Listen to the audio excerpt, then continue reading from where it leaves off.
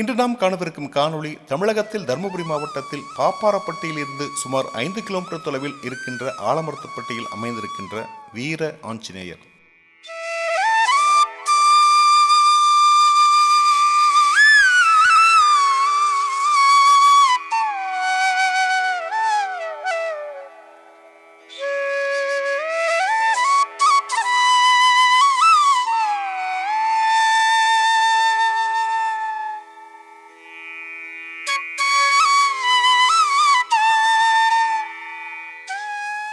ஆலமரத்துப்பட்டியிலிருந்து சஞ்சீவராயன் கோயில் செல்லும் வழியில் சுமார் 1 கிலோமீட்டர் தொலைவில் இந்த பிரம்மாண்டமான ஆஞ்சநேயர் சிலை அமைந்துள்ளது. இந்த ஆஞ்சநேயர் சிலைக்கு வெள்ளிக்கிழமை, சனிக்கிழமை மற்றும் பௌர்ணமி நாட்களில் சிறப்பு பூசைகள் நடைபெறும். உள்ளூர் பக்தர்கள் மட்டுமல்லாமல் வெளியூரில் இருக்கின்ற பக்தர்களும் சிறப்பு பூசை நாட்களில் இந்த கோவிலுக்கு வந்து செல்கின்றனர். சிறப்பு பூசையும் அன்னதானமும் பௌர்ணமி நாட்களில் நடைபெறும்.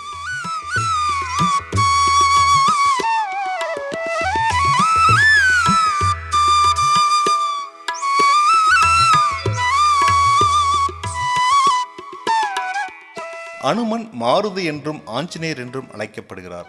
அனுமன் காற்று தெய்வமான வாயுவின் ஆன்மீக சந்ததி என்று நம்பப்படுகிறது. இவரே அனுமனுக்கு ஆன்மீக தந்தையாகவும் குருவாகவும் இருந்து வழி நடத்தியதால் அனுமன் வாயு புத்திரர் என்றும் அழைக்கப்படுகிறார். சைவ மரபில் அவர் சிவனின் அவதாரமாக கருதப்படுகிறார்.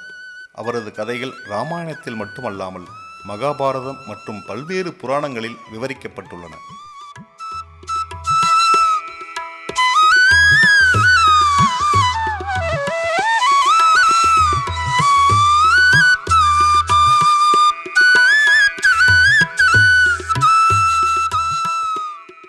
அனுமனை மையமாக கொண்ட பக்தி நடைமுறைகள் நூல்களிலோ அல்லது ஆரம்பகால தொல்லியல் சான்றுகளிலோ முக்கியத்துவம் பெறவில்லை.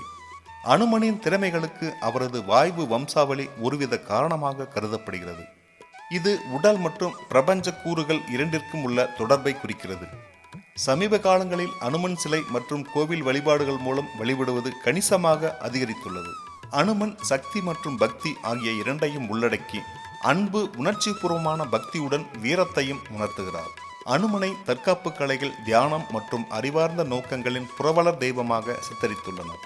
அவர் சுய கட்டுப்பாடு, நம்பிக்கை மற்றும் ஒரு காரணத்திற்கான அர்ப்பணிப்பு ஆகியவற்றின் முன்மாதிரியாக மதிக்கப்படுகிறார். பாரம்பரியமாக அனுமன் வாழ்நாள் முழுவதும் பிரம்மச்சாரியாக கற்பின் நற்பண்புகளை உள்ளடக்கியவராக மதிக்கப்படுகிறார்.